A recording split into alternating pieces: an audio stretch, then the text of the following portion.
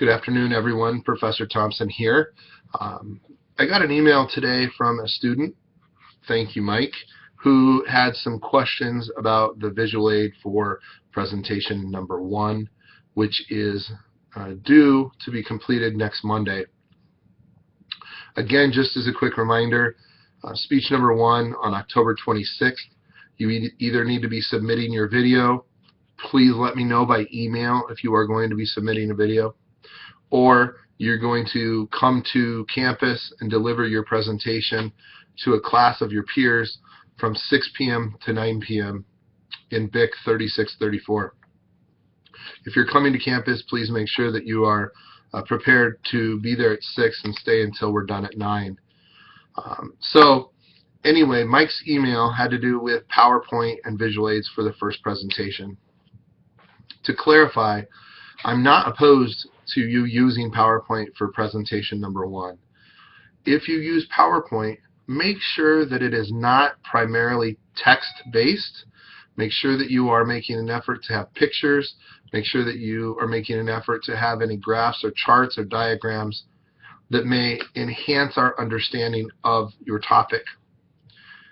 Any good PowerPoint will extend your message. It will enhance your message. Another big mistake that students often make is they don't reference the PowerPoint. Things are put up there and you don't really talk about them in relation to what you're saying. PowerPoint is not an online outline or a tool for you to read to us and overload us with text. So I'm not opposed to it. I just want you to use it correctly. There are lots of visual aid options that you can use. The common term in the public speaking world is visual aid. So I know that some of you have talked to me about props and things like that. Props is a term that comes from theater, not from speech communication. So visual aid is the terminology that we'll stick to. I have posted, if you go to the left-hand side of Blackboard, there's a tab that says Handouts. So write this down if you're watching this. Go to the Handout tab. In the Handout tab, the very first handout I have posted has to do with visual aids and presentations. I've listed 17 different types of visual aids that you could use in a presentation. And then after that, I talk about not only the types of visual aids, but I talk about things that you need to think about when you're selecting your visual aids, preparing your visual aids, and then using your visual aids. So it's important that you're doing things like considering your resources. What visual aids cost you money versus what visual aids are free? How time-consuming might a visual aid be? PowerPoints are time-consuming to create, especially if you're going to have a good one. Do you have the time to do that? Are you being aware of what your resources are? Are you thinking about your audience? What visual aid will best reach the audience that you're addressing?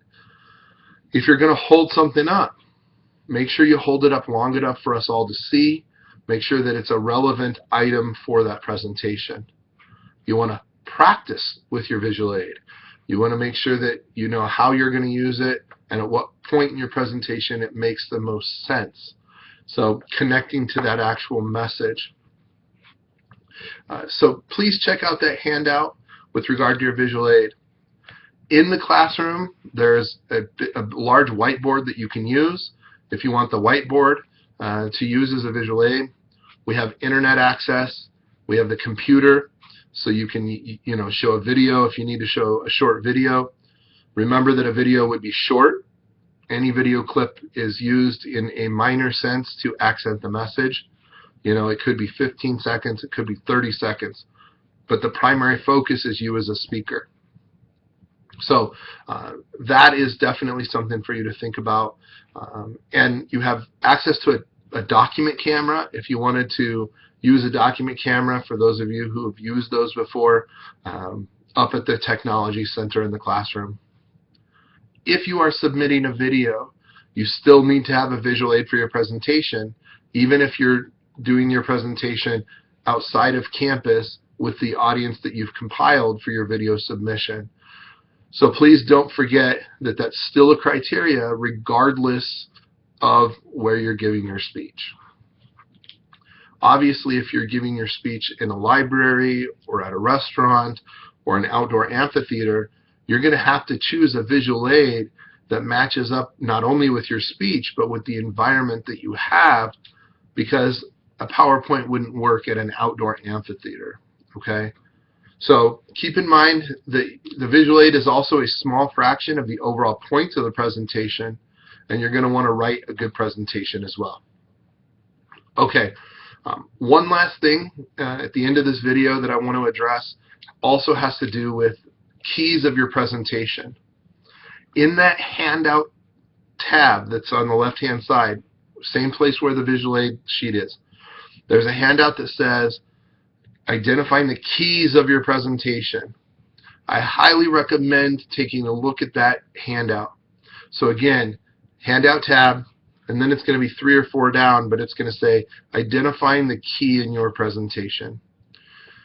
I will bet you that the strongest presentations that are given in class, if you come to class, or the strongest presentations that would be given if you're submitting a video, are presentations that identify a specific and narrow key to your topic. A key is a unifying theme in your body points. Remember, this is a 4, 5, or 6 minute presentation. This is not a 10, 12 minute speech. This is 4 to 6 minutes. So keeping a narrow focus will be important as you develop the message. Finally, time is of the essence. We do not have a lot of time, as you are 6 days away from the first required presentation in this 8-week course. So please make sure that you are taking advantage of all the time that you have, and that you're working hard at completing not only the presentation for next Monday, the 26th, but you're also working to complete the chapter readings, the chapter modules, and the quizzes for unit number 1. We will see you all soon.